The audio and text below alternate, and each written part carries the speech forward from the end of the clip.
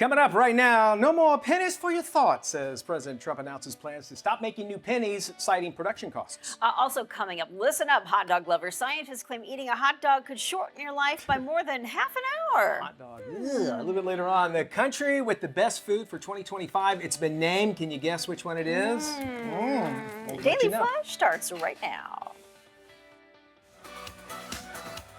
Get ready for trending news and entertainment. This is Daily Flash with your host, Andrea Jackson and Mitch English. The fun starts right now. This is Daily Flash. Hi, everyone. I'm Andrea Jackson. And I am still Mitch English. And kids, this is Daily Flash. Anything got interesting, out James? there. Sorry, we're doing a little show here. What you got? What you got on your, I'm looking at some fold-out phone? videos. No, that, you don't wanna that see are what's not on his safe phone. For work because I like my job. Your initials, James' initials is NSFW, all right? Look, if our text chains ever get out, we in trouble. That's why they disappear. See, there You you always go. make them disappear. The guy that won't is Matt Doolittle. Matty, how you doing over there, Matty? Guys, I am getting so ramped up. It is WrestleMania season. All the WWE guys are now getting tanned and ripped, and we see them all over town. Getting this season, baby. The wife and I are like diligently watching, making notes. Hey, you know, you and your wife are all into wrestling, and I find that so. I think it's awesome. That's kinda how we met. It's very Like- peculiar. Yeah, that's how they met is through It wrestling. reminds me of that scene from Groundhog Day when Bill Murray is in the restaurant toward the end of the movie and he Okay. gives that couple the tickets to WrestleMania after Yep. they get married. remember that, I yes. always think of Matt. That's in Matt that. would love that. Yeah. Oh, I would. Just right. Mania tickets We'll are have so to start. expensive. Yeah, we'll start getting our money together now to help you Tickets out. to WrestleMania. Oh my God, are you kidding me? Have you heard of this thing called Blue Zones? Blue zones, and I don't think Your so. wife is a nutrition expert and she must be aware of these, but these are the places around the globe. There are 5 of them that scientists have marked out that represent longevity and lack of dementia. And it's based largely in part to the Mediterranean diet. Oh, okay. Yes, Yes. I've heard of that. Okay. The 5 zones include Okinawa, Japan, Sardinia, gonna Italy, say that. Nicoya, Costa Rica, Loma Linda, California, and Icaria, Greece. All right. Okay. I mean, I could totally see how these places are all that way, but Yeah. what are they attributing on? So they're saying obviously it's a Mediterranean diet, it's Yeah. extremely important, but they're saying there is one place out of those 5 that showed the least amount of dementia, and these people live 10 years longer than the average American with very little to no Alzheimer's or dementia. And it's because they think they include 2 more things in their diet: tea, herbal tea, Okay, yeah. and coffee. And coffee, that's Yeah. interesting. And they say it's a Wow. combination of them drinking copious amounts of coffee and tea on a daily basis. They believe is warding off Alzheimer's I and could dementia. see that with, we always think bad of coffee most times, caffeine, but if it keeps you busy, you're doing something, which Yeah. is, they're saying as far as Alzheimer's, just keeping your brain active. Going, yes. Obviously don't rely on stimulants as that. Right. But you also talk about places too that probably have very natural foods.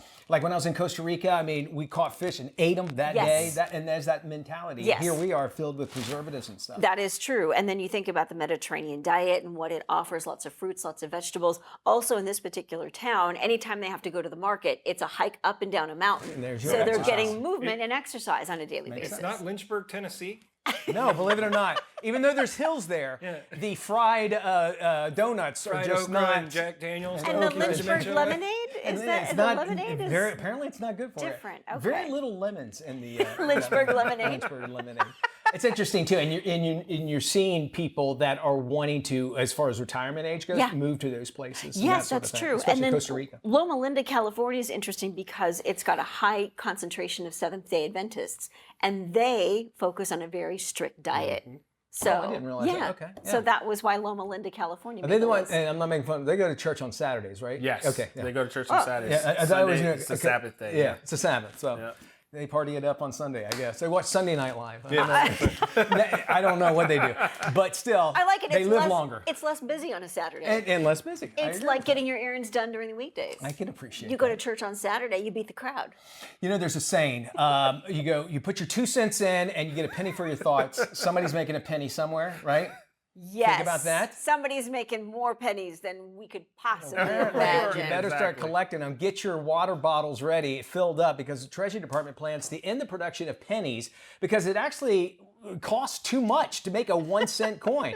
Penny is one of the first coins made by the United States Mint after it's established back in 1792. However, it now costs more than 2 cents, sometimes up nearly 3, to produce 1-cent piece. President Trump has instructed his newly elected Secretary of Treasury to stop producing new pennies.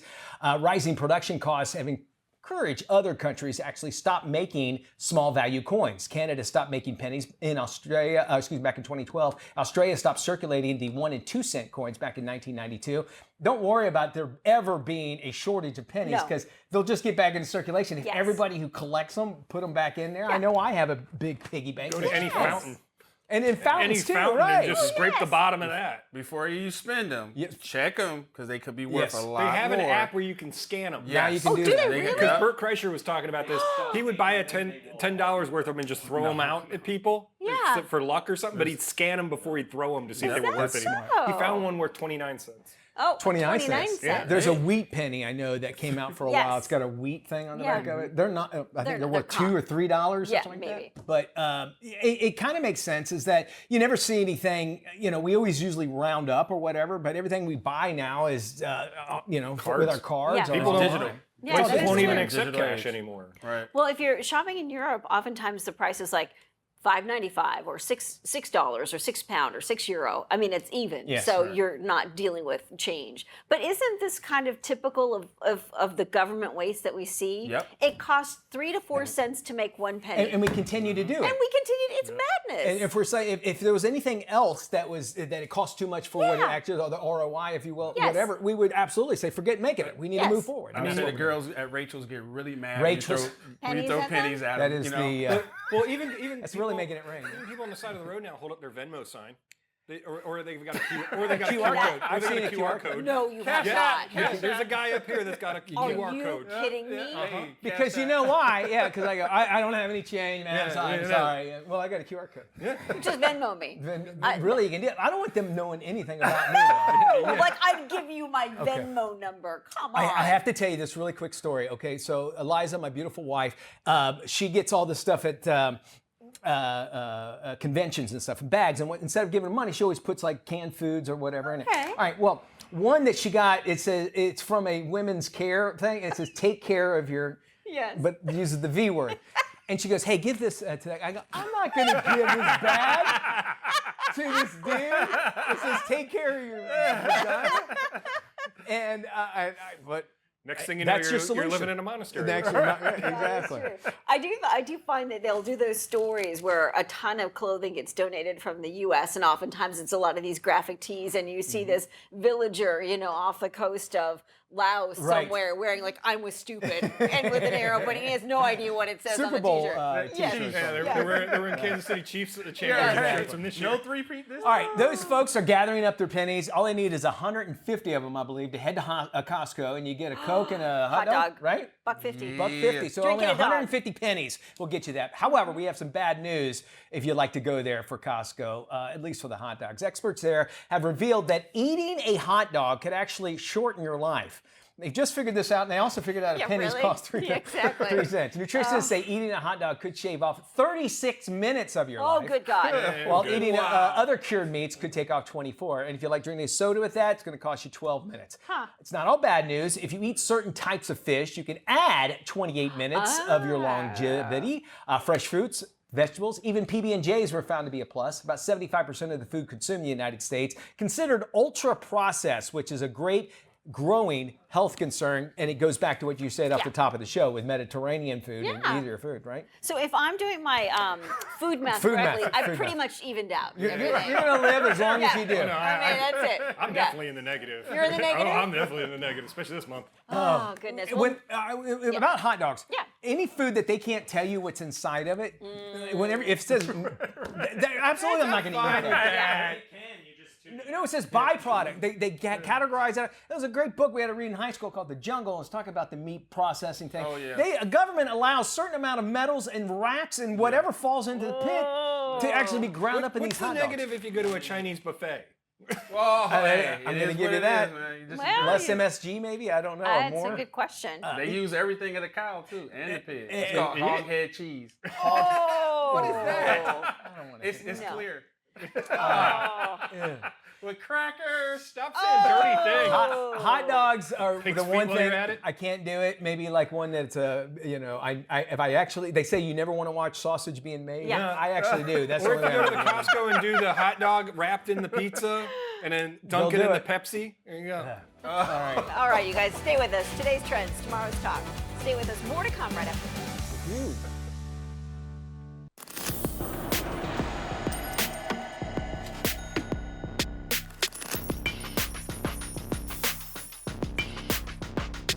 Hey everybody, welcome back to Daily Flash. I'm Andrea Jackson. When it comes to married couples, finances are at the top of the list when it comes to disagreements. And if you are thinking about saying an I do to someone, you may want to have a convo about the don'ts when it comes to money. Joining us to talk about it is Julia Pugachevsky. She is a senior health reporter for Business Insider. Julia, welcome to Daily Flash. Hi, thanks for having me. So what are the advantages, would you say, and disadvantages of couples keeping joint bank accounts versus keeping separate accounts? Yeah, so to start with joint accounts, some of the benefits, couples find it sometimes is simpler to just have everything in one place, especially if, say, you're saving for something big like a house. You don't want to look at how much money you have across 5 different accounts. So it's just easier to have it one spot. And some couples also find it, reassuring. You have that full transparency, you know exactly how much each person is contributing.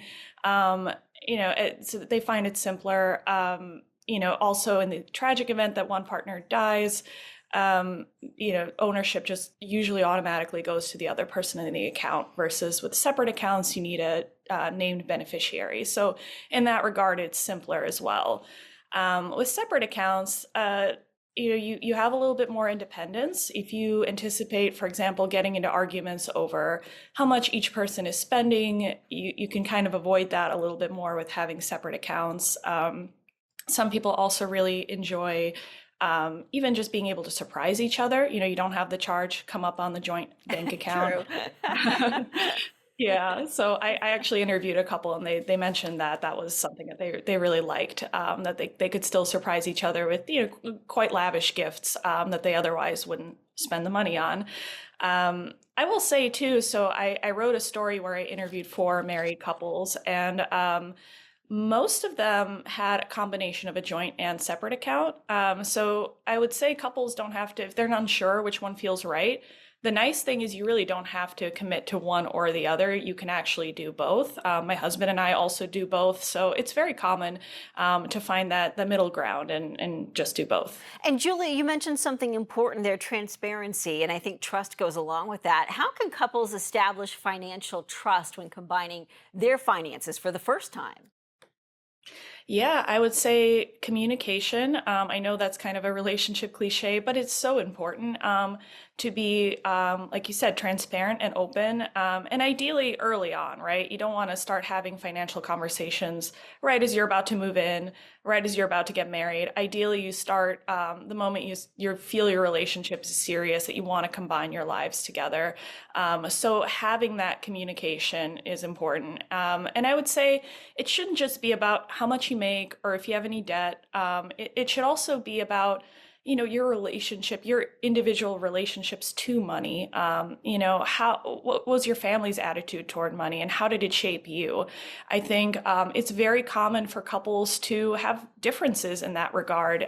Sure. One person could be, a spender, the other could be more of a saver, and their family history could really, influence that part of their personality. So I think understanding that can help you kind of look at each other with empathy and then also bridge those gaps when you inevitably hit those pain points in your relationship. I think when you end up combining or getting a joint checking account or shared credit cards, the credit score is something that will come up, and you'll find out really what kind of a saver or a spender you might be getting involved with. What strategies can couples use to split expenses when they have different income levels and maybe different credit scores?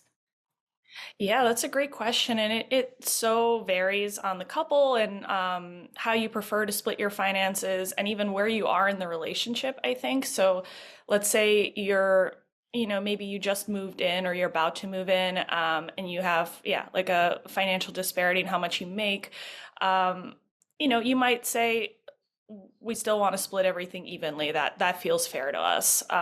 Or you might say, if one of us makes more money, I do want, a different apartment, and the person who makes more pays a little bit more. You could handle that through Venmo. Couples deal with this in so many different ways. I think, others prefer to, have that joint account, put everything in, and they don't even think about it as one person making more and one making less. They just view it purely as a team. We're putting everything towards our mortgage or everything towards childcare. It doesn't matter as much. One couple I interviewed, and I thought this was such an interesting idea, was they combine everything in a joint account, which they started early into their marriage. And now what they do is they budget out something called fun money, and they take out an even amount per person. So it doesn't really matter if one person makes more or less. They have, I think it was like 10% of their income to spend individually however they choose. But it comes from the joint account that they both contribute to. So all to say, there's no right or wrong way to do it. It kind of depends on your comfort level. And again, having those communication and those conversations as a couple. We just have a few seconds left here, Julia. Any advice when it comes to dealing with a money-related argument? Yeah, I keep mentioning communication. I think consistent communication is key. One couple that I spoke to brought up a really great point that it's really hard to have big surprises, right? Like you discover your partner has a secret day trading habit. If you're talking regularly and, weekly, bi-weekly, a lot of couples have even calendar invites, in their phones to kind of sit down and talk about these topics. I think that consistency makes it less daunting, first of all, but also just you feel more secure. Julia, so I highly recommend that. Thank you so much. It sounds like a fascinating article. You can find more information on Julia, couples and finances. Just head on over to businessinsider.com. In this week's Boss Lady, we meet an immigrant from Colombia who turned her U.S. citizenship into a multi-million-dollar success story. I had 2 horses, thoroughbreds, and I volunteered at a horse racing seminar in how to take care of these animals. The organizers of the event said, Claudia, our interpreter is missing. He didn't show up today, and we were told that you are very smart and you can take care of this training. And I said, well, let's see what we can do.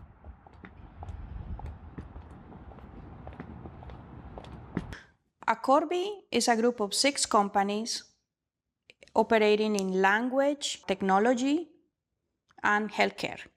Basically, you have 911 and you have an emergency and I have a Vietnamese speaking person here. Transfer me to somebody that can help me have this conversation.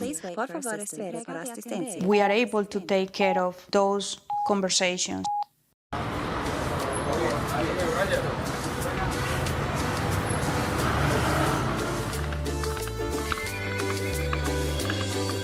My father wanted me to ride, so as a child, he introduced me to horses. I enjoy the freedom and energy and how wonderful it feels to ride a horse.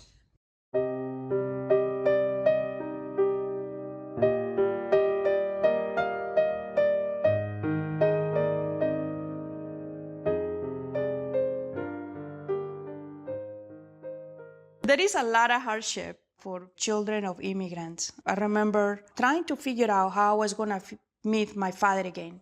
Maybe the best way that I can go is by crossing the border.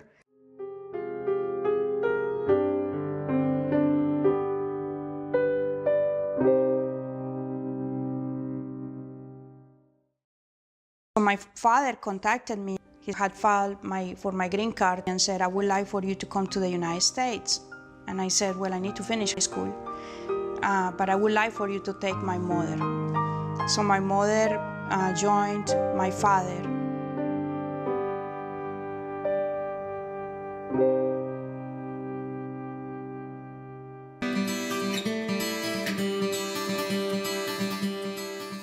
The reunion, it was after 18 years of being apart. It was just very emotional. We cried and cried and cried, and it was just a very happy moment. Today, we'll be talking about prepositions. Hello, class.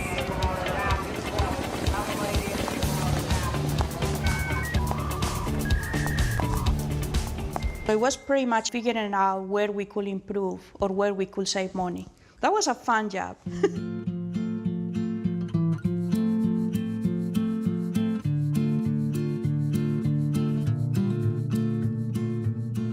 Genuity went bankrupt. In 2002, I told Azam, I don't like the concept of being helpless. I felt that I needed to have more control over my life.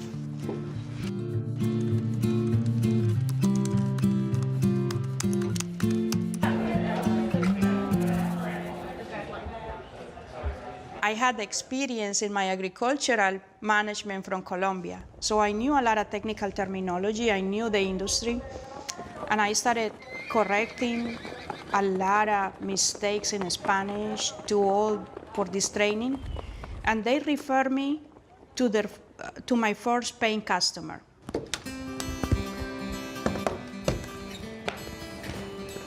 From the beginning, I realized that in order to grow the business, I needed to sell.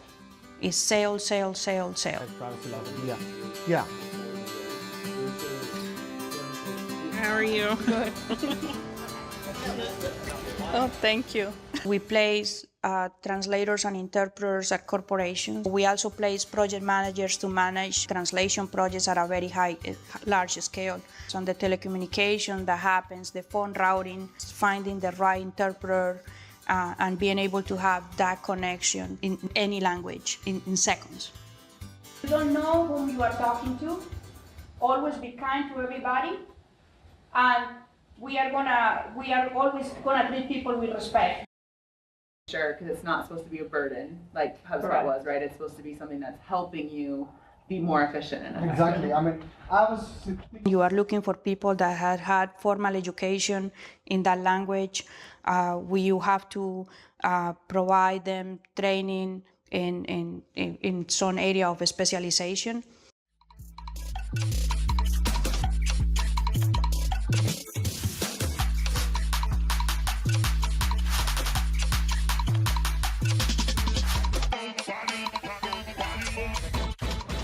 I love doing this.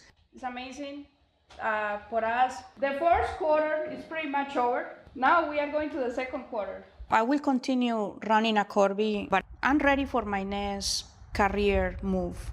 I left Colombia very poor and being no one.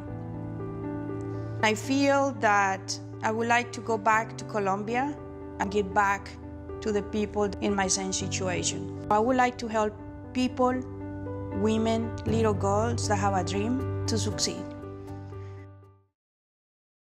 This is Daily Flash with your hosts, Andrea Jackson and Mitch English. Trending news and entertainment. This is Daily Flash. Hi, everybody. I am Mitch English. I'm Andrea Jackson. This is Daily Flash. We are so happy to have you here. We got, of course, your today's trends and tomorrow's talks. Vince Gilligan, of course, creator of Breaking Bad. Yes. Great. Sorry, I just realized I spit when I said yes. Greatest TV show ever. Excited. Sorry. One of the best. Well, One of the best. He is also, he met Bryan Cranston and he was directing an episode of X-Files. That's where he met, and so they kind of worked together. Well, Vince Gilligan, obviously a great writer. Yeah. He knows how to put a show together. He recently talked to the Writers Guild of America. Okay. And what he said kind of surprised a lot of people. He said, we need to get away from Walter White's as the main character. And he's telling that, he's like, we're getting into the place where, and Braden and I were talking about this earlier, is about how the anti-hero is everywhere now. If you think about it, like the Joker, Batman, it's like the hero. Penguin, The yeah. Penguin is another one.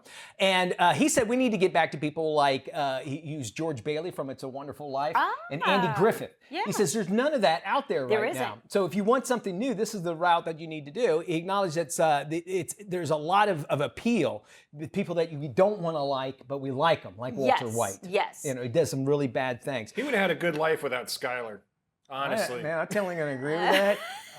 Don't get me going with all that. Was that whole Yeah. dichotomy of that relationship? Yes. But she was there so the show could happen. So, yeah, she had to be there. Yeah.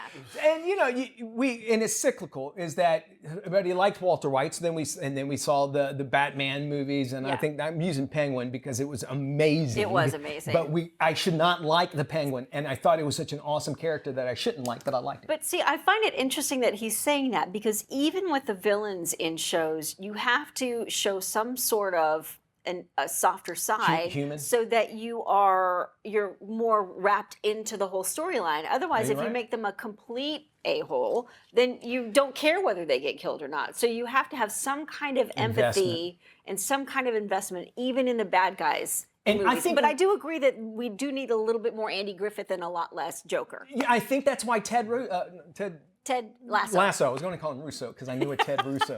But Ted Lasso did so well. Yeah. And Yes, people you're right. and it was refreshing to watch the Yes. show with a That's Ted a Lasso. great point.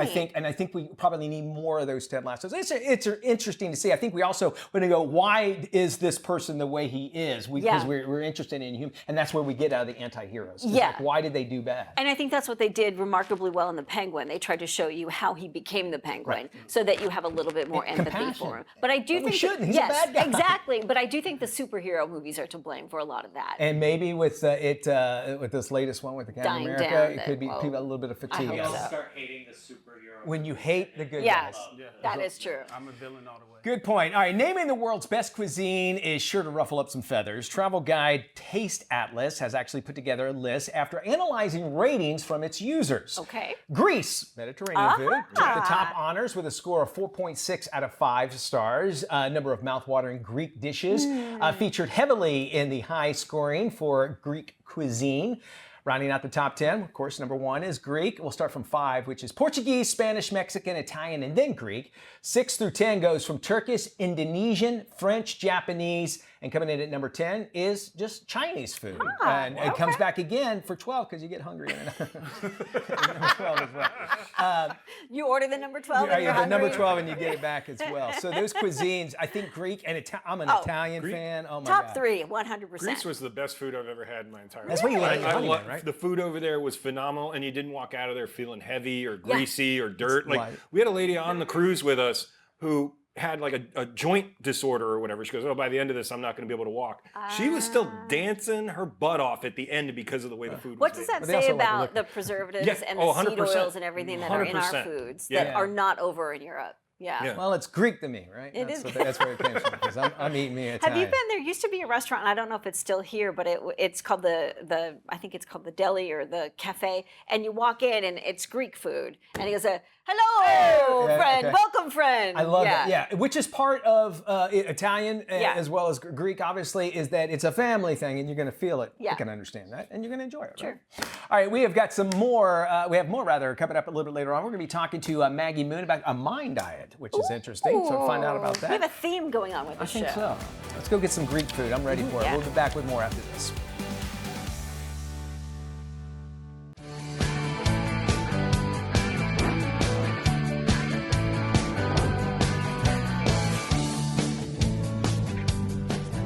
Today on The Scene with Doreen, I sit down with longtime drummer and founding member of Tom Petty and the Heartbreakers, Stan Lynch. He has a new band and a new album, and I can't wait to dig in. Check it out.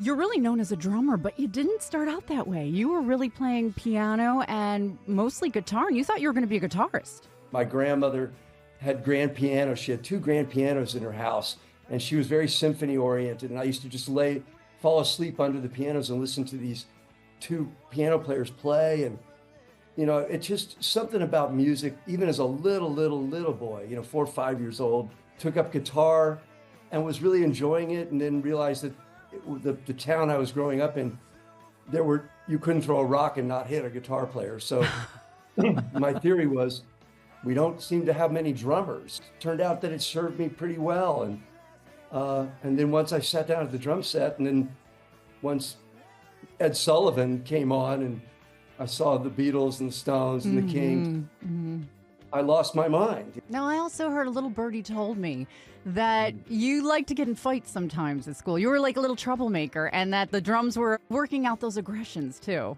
I didn't like getting in fights. I got picked on a lot, and I got beat up a lot because I was loud. I had no social chops, you know, and so yeah, I got beat up. Drums were like almost like a superpower.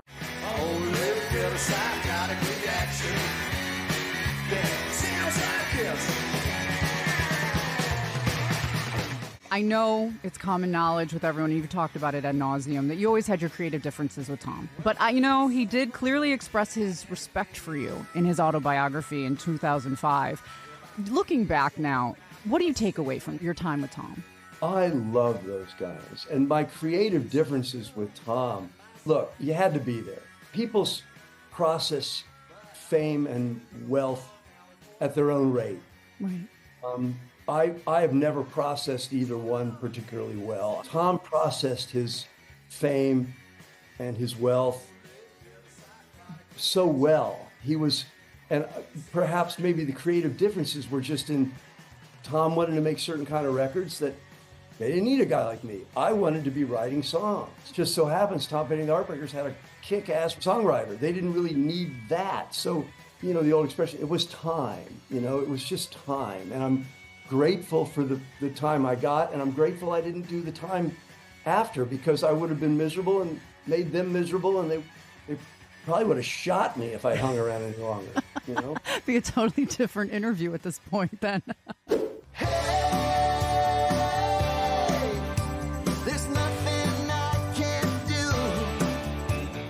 Congratulations on the debut album, The Speaker Wars. It must be so liberating. When you get a bunch of guys together and they're like-minded and they're funny and they're talented, it's a really fun place. And I love having my old job back. You've worked with so many great artists over the years. What made Speaker Wars the one band you said, you know what, I'm jumping back in? I'm following my bliss at this point in my life as best I can. I have a full life that I really embrace.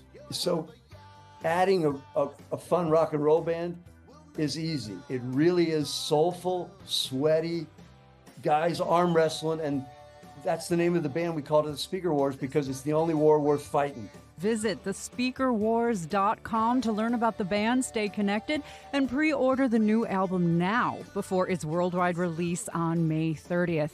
I'm so grateful, and I appreciate you doing that for me. And if you want to hear more of our great conversation, visit right here. I'm Doreen Taylor with The Scene with Doreen here at the Daily Flash each week. See you next time.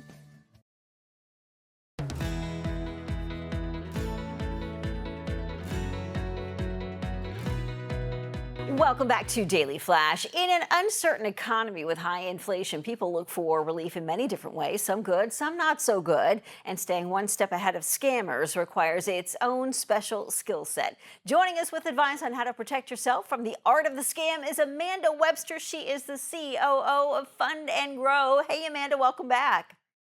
Thank you. Always a pleasure. What are some of the common credit card scams that are trending right now? You're going to see a lot of offers that look like big banks, but they're not big banks, or they're trying to facade as smaller banks. Mostly it's just in order to get your credit. So it becomes a fraudulent activity on your credit report. So it really just is dependent on you not entering information and doing some research, but it's all over the place. You can ghost as Chase Bank. There's a lot of things going on out there that, especially with the CFPB being frozen right now, that consumers just don't have any protection. When it comes to credit repair, we see a lot of those advertisements online and everywhere. What are they promising people? The number one thing they're promising that's not legitimate is that they're going to increase your credit score. Credit repair does not actually innately increase your credit score. It actually makes your reports accurate and removing anything that shouldn't be there. So it doesn't always guarantee that you're going to have an increase in your credit score, yet that is what they promise online, and it is not factual. What about other scams? And what if you happen to be caught up in a scam? What should you do? First and foremost, you should always research. Look at the links, even not the link that they said they were sending you to. Look at that hard link in your browser to see where it sent you. It's very clear to see when something is not a legitimate link or not the actual lender it's saying. And then monitoring your credit report is key to anything. Yes. Having updated reports. And then also, if you find that you get yourself put into a pinch, freeze your reports. It is 100% free to reach out to each bureau online and get your reports frozen to eliminate any further activity. Yeah, that is great advice. I subscribe to one of those credit reporting agencies, and it's wonderful to have. When it comes to those loan offers, it seems like they send those things out like no tomorrow. Why is this one of the more costly traps for consumers? Well, what happens is you fall into trusting them that they're going to give you a line of credit, they're going to give you some type of funding, and that's what you need, right? That's what you're out trying to get. However, what they actually do is they get all of your information. Sometimes they'll even facade and show like they're giving you some money, and you get caught into where they drain your bank account, where they destroy your credit. It is absolutely rampant right now. And the ones that come in the mail does not mean they're legitimate. The mail pieces I would actually worry about the most. Yeah, and if somebody is searching for a line of credit when it comes to instant credit card approval, what do they need to know? I would highly suggest going directly to the lender's site.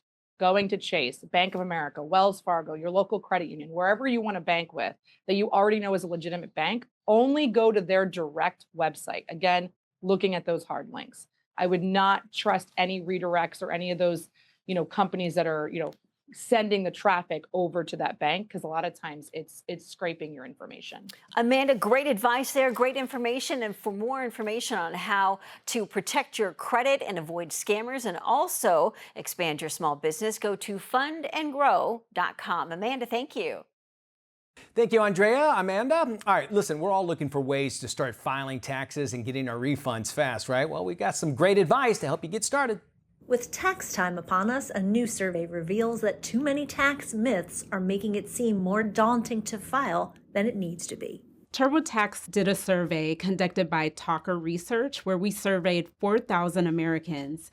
And in this survey, we found that all across generations, there are a lot of misconceptions about filing taxes. 20% of Gen Z believe that students don't need to file taxes, and 13% also believed that if you're paid in cash, you don't need to file taxes. And then we saw even more misconceptions with boomers, with 37% thinking you don't need to file taxes and you won't get a tax refund if you make under the IRS income threshold. The truth, Green Lewis says, people earning under the IRS threshold and students are not required to file, but should file if they had federal taxes taken out or are eligible for certain refund credits since they may have a refund coming. What else the survey found? 47% of Americans polled hit the mark in knowing what the Earned Income Tax Credit is. It is a credit that you're given for earning income. So whether it's income from a W-2 job or being self-employed, it's also what's known as a refundable tax credit. And so what that means is people still get it even if they don't owe any taxes. Working tax filers that fit the income requirements should make sure they claim this valuable credit worth up to $7,830 for a family with 3 kids. And in this day and age, with all the implications for filing, you should enlist help from the experts. We saw from our survey that 77% of Americans want their refund earlier. TurboTax is giving customers their biggest refund possible. Whether you want to do your taxes yourself or have an expert do it for you, we are providing done-for-you tax experiences with unparalleled ease. And if you did not use TurboTax last tax season and you do your taxes yourself on our TurboTax mobile app, You can do your federal and state taxes for absolutely free, regardless of your tax complexity. And then we still have our TurboTax Free Edition, and that is for simple 1040 returns. And you can have earned income tax credit, child tax credit, student loans, just no additional schedules. And about 37% of tax filers qualify for that. To get started, go to turbotax.com. If you're in the market for your next high seas adventure, here's one cruise line offering a great experience. Wave season is here, and Regent Seven Seas Cruises, the world's leading ultra-luxury cruise line, launched their Upgrade Your Horizon offer. We're inviting guests to indulge in the most inclusive luxury experience. This offer gives guests the chance to enjoy generous suite upgrades, flexible reduced deposits, and up to 20% savings on select voyages through incredible destinations around the world. Visit rssc.com to take advantage of the Upgrade Your Horizons offer. KSA Entertainment is dedicated to uplifting the communities we serve. Through KSA Cares, we're bringing awareness to the causes that matter most, supporting those who work tirelessly to make a difference. From honoring veterans to championing environmental responsibility, KSA Cares is committed to inspiring positive change. At KSA Entertainment, we're here for the stories that bring us closer. Innovate with us. We can make a difference.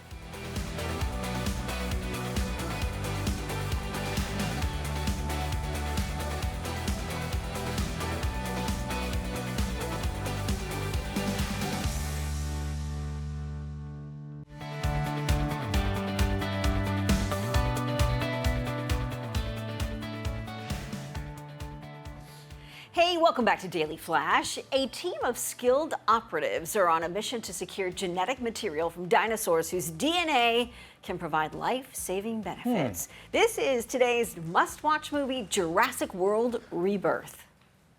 This would be a medical breakthrough that could save countless lives.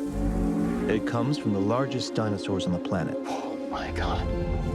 Fortunately for us, all these species exist in one isolated place. Can you be ready tomorrow? I can guarantee your safety. I mean, more or less. More or less? He's your guy? We're the best at moving things and people in and out of places they shouldn't be. Move up towards Barbados, avoid government patrol, but there aren't that many anymore. Why's that? No one's dumb enough to go where we're going. This island was the research facility for the original Jurassic Park. We need DNA from the 3 biggest dinosaurs. Do we have to get a sample from an egg? I suppose we could try and get it from the parent, but they're a flying carnivore the size of an F-16. Maybe we should make it quick.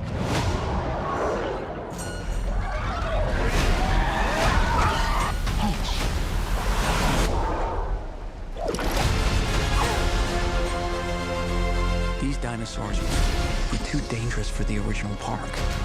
Please don't say they're raptors. They're raptors. The worst of the worst were left here. Come on! Duncan!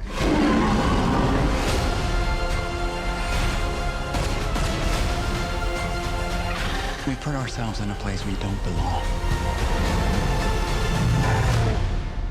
Survival is a long shot.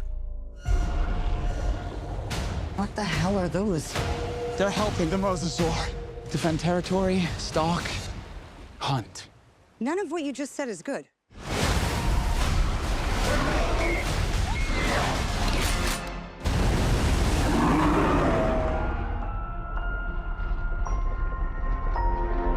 Mitch. Yeah. Hey. No, I've already seen this 6 other times, this movie. So that does it for our show with My Smart Alex. Be good. Bye, y'all.